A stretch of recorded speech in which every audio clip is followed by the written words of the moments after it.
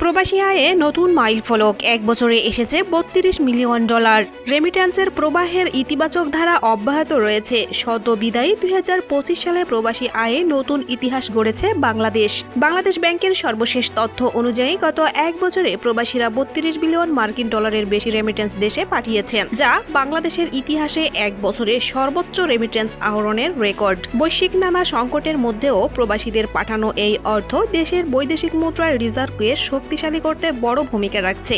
এর ফলে দেশের অর্থনীতি স্বস্তিতে রয়েছে। আগের বছর 2024 সালে রেমিটেন্স এসেছিল $26.89 বিলিয়ন। এক বছরের ব্যবধানে রেমিটেন্সের পরিমাণ বেড়েছে প্রায় $6 বিলিয়ন বা প্রায় 18%। বছরের শেষ মাস ডিসেম্বরেও রেমিটেন্স প্রবাহ ছিল অনেক বেশি। এ মাসে প্রবাসীরা $323 কোটি পাঠিয়েছেন। একক মাসে আসা এটি দ্বিতীয় সর্বোচ্চ রেমিটেন্স। 2025 সালের মার্চে সর্বোচ্চ $329.56 কোটি রেমিটেন্স এসেছিল। বাংলাদেশ ব্যাংকের তথ্য বলছে 2024 সালের ডিসেম্বরে প্রবাসীরা দেশে পাঠিয়েছেন $264 কোটি। এক বছর পর সেই অঙ্ক বেড়ে দাঁড়িয়েছে $323 কোটি। অর্থাৎ এক বছরের ব্যবধানে ডিসেম্বর মাসে রেমিটেন্স বেড়েছে $59 কোটি বা 22%। সংশ্লিষ্টরা বলছেন, বৈদেশিক রিজার্ভে প্রধান অবদান রাখে রেমিটেন্স, রপ্তানি আয় ও বিদেশি ঋণ।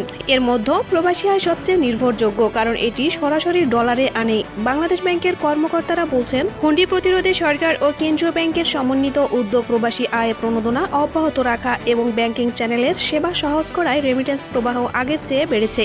এর ফলে দেশের রিজার্ভ পরিস্থিতিতে স্বস্তি ফিরেছে। 2025 সালের 12 মাসের রেমিটেন্স প্রবাহের চিত্রে দেখা যায়, জানুয়ারিতে এসেছে $218 কোটি, ফেব্রুয়ারিতে $253 কোটি, মার্চে $330 কোটি, এপ্রিলে $275 কোটি, মে মাসে এসেছে $297 কোটি, জুনে $282 কোটি, জুলাই $248 কোটি, আগস্ট $242 কোটি, সেপ্টেম্বর $268 কোটি, অক্টোবর $256 কোটি, নভেম্বর $279 কোটি এবং সবশেষ ডিসেম্বরে এসেছে $323 কোটি মার্কিন ডলার। সুপ্রিয় দর্শক, এই ছিল সর্বশেষ রেমিটেন্স সংক্রান্ত তথ্য।